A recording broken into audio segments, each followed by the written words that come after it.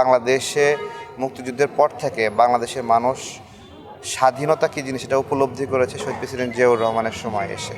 যারা ষড়যন্ত্র করছে আজকে এই মৃত্যুর দিনেও ষড়যন্ত্র করছে, নোংরা নোংরা কথা বলছে যে উনি আগেই মারা গিয়েছিলেন। আমি নিজে এসে দেখে গেছি ওনার হাত নড়ছে, ছোট ছোট সুরে কথা বলছেন, আমি দেখেছি, আরও অন্যান্য দলের প্রধানরা দেখেছে, তাই না? তো যারা এটা নিয়ে নোংরামি করতেছে তাদের দলের প্রধান হিসেবে এখানে এসে বক্তব্য দিচ্ছে যে উনি বেঁচে আছেন, দেখেছেন উনি, তাই না? তারপরেও নোংরামি থামছে বলেন? থামেনি। গণ অভ্যুত্থানের আগে যে কতবার উনি অসুস্থ হয়েছিলেন, আমাদের সবার একটা দাবি ছিল যে আপনার হলো উনি দেশের বাইরে যাবেন, চিকিৎসা করবেন, এবং সেই জায়গায় স্পেস পাচ্ছিলেন না, সুযোগ দেওয়া হচ্ছিল না। আমি একটা ছবি দেখাই সেই বিষয়ে, ওই জন্যই ফোনটা খুললাম যে দেখেন আমরা ওনাকে নিয়ে ইন্টারন্যাশনাল একটা গণমাধ্যম ব্যানানা নিউজ, তারা এই ছবিটা ওই সময় ছেপেছিল, একগুচ্ছ ছবি, যেটা বাংলাদেশে প্রকাশ নিষিদ্ধ ছিল। তো এই ছবিগুলো দেখানোর জন্য, ওনার জেলখানার ছবি, ওনার অসুস্থ অবস্থায় ছবি, এগুলো দেখানোর জন্য আমরা ছবিগুলো সব প্রিন্ট করে নিয়ে রাস্তায় ঘুরতাম তখন।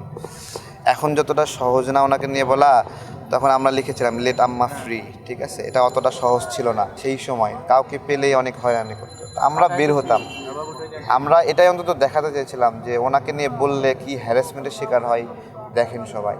ভারপ্রাপ্ত চেয়ারম্যান তারেক রহমান বেগম জিয়া হতে আরও সময় লাগবে। তারপরেও ওইখানে আমাদের ভরসা রাখতে হবে, ভরসা না রাখলে দেশ বিপদে পড়বে।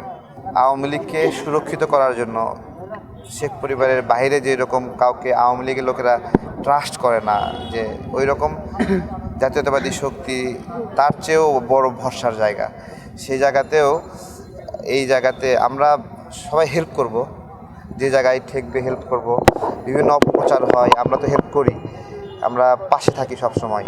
আমরা মনে করি সার্বভৌমত্বের যে সংকট, এই সংকটে প্রধান যোদ্ধা, প্রধান সেনাপতি ভারপ্রাপ্ত চেয়ারম্যান জনাব তারেক রহমান। আমরা ছোট দল হিসেবে সেই জায়গা থেকে আমরা ওই কাজটা করি।